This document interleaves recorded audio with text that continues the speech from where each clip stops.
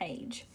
So given triangle WZX and triangle YZX are right triangles.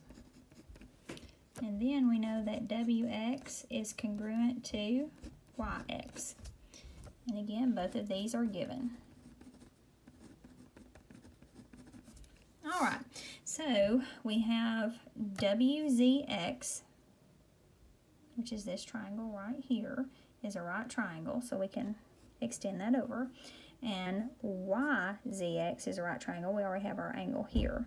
Then we know that WX is congruent to YX.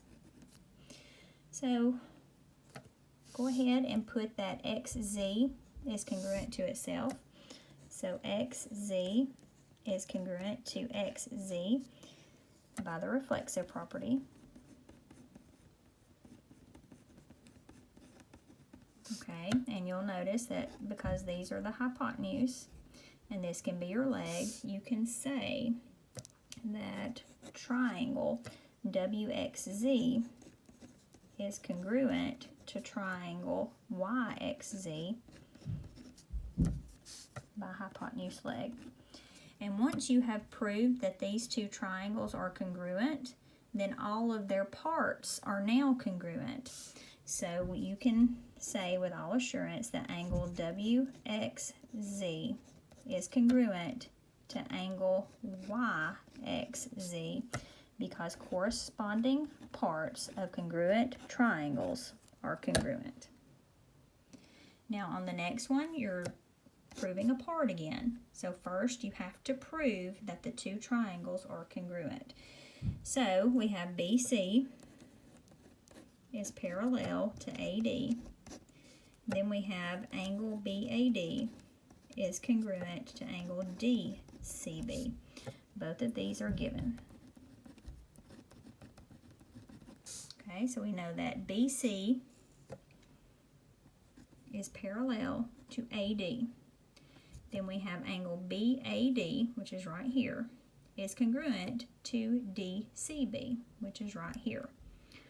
All right, so we can also say that BD is congruent to BD by the reflexive property. Okay, so we have congruent set of angles and side. We need something else in order for this to work. So since these two are parallel and this is my transversal, I can say that this angle is congruent to this angle by alternate interior. And then what I'm looking at is angle, angle, side right here. So now let's go ahead and state that. We can say angle CBD is congruent to angle ADB by alternate interior angles. Okay, and now I can prove that triangle BAD is congruent to triangle DCB by angle, angle, side. Again, look, angle, angle, side, angle, angle, side. Okay, so once you have proven that these two triangles are congruent, we now know that all of their parts are congruent. So we can say that AB, right here, is congruent to CD, right here, because corresponding parts of congruent triangles are congruent. Okay, so again, on this one, we're proving that two angles are congruent. So first we have to prove that these two triangles are congruent. So what we have here is QR is parallel to ST, RS is parallel to TU, and QS is parallel to SU. All of these are given.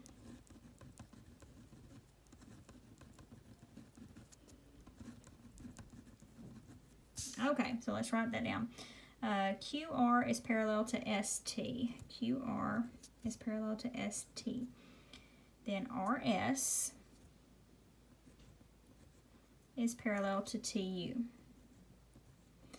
And then, oh, that was congruent, not parallel. My apologies. And then QS is congruent to SU. Okay, so we've got our givens in and we've written them all down right here. So let's see what we can do with our angles.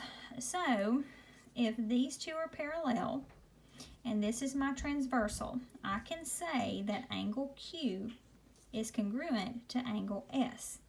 How can I say that? Those are corresponding angles. Okay, now if RS is parallel to TU and this is my transversal, I can say that U is congruent to S. Again, by corresponding angles. So let's use our three angles on these.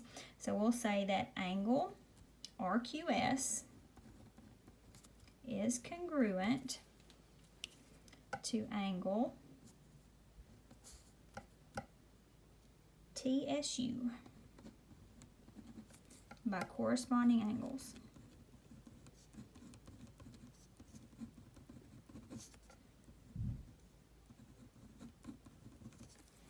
All right, now the second ones that we came up with was angle RSQ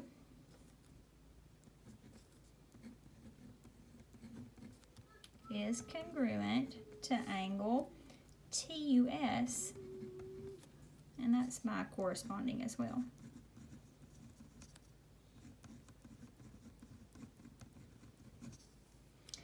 Okay, so once we have that, you'll notice that we have angle, side, angle, angle, side, angle. So now we can say our two triangles are congruent. So triangle, that's terrible, RSQ is congruent to triangle TUS. Okay, matches the angles up there, doesn't it? By angle, side, angle. So once we know that these two triangles are congruent, we now know that all of their parts are congruent. So we can say that angle QRS is congruent to angle STU because corresponding parts of congruent triangles are congruent.